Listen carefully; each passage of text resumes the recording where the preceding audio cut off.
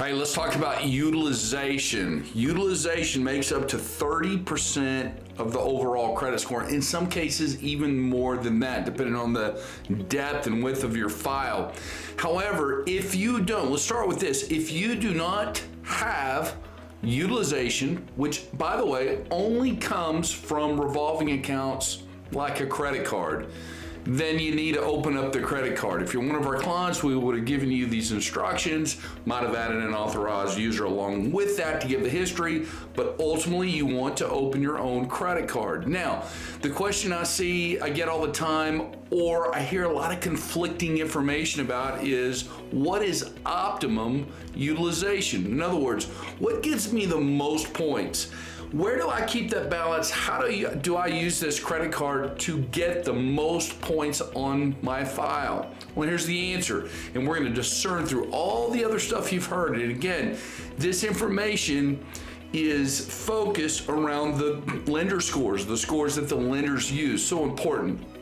But first, let me introduce myself. My name is Dennis Hubbard, Credit Firm Inc. We've helped tens and thousands of clients that are living in new homes now that couldn't qualify before they came through the program. So here we go.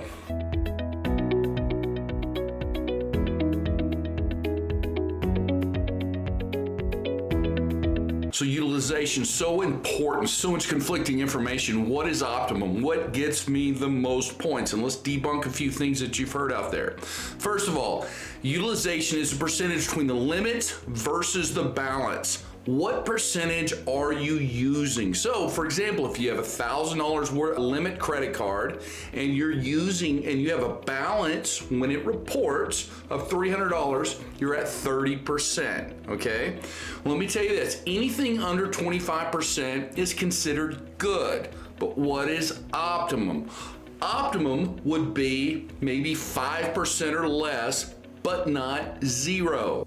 So I want to keep a small balance on this credit card. However, I don't want it to be above 5%. Even if I just pay everything but $5 each month, so I leave some sort of balance on there as opposed to zero, I'm paying very little interest, and I can be sure that I'm optimizing my utilization.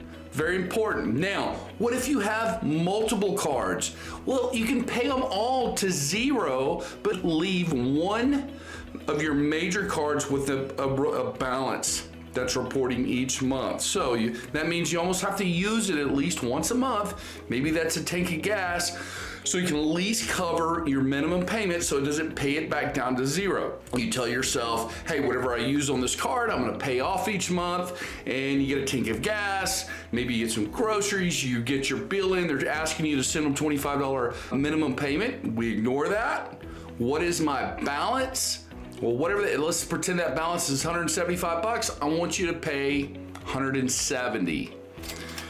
As long as you pay that by the due date, and keep in mind, whatever that balance is on that card is going to report within about 3 to 5 days after that due date. Now that's not 100%, but that's usually the standard of when it's gonna populate to the credit bureau, and it's not gonna change again until the next billing cycle.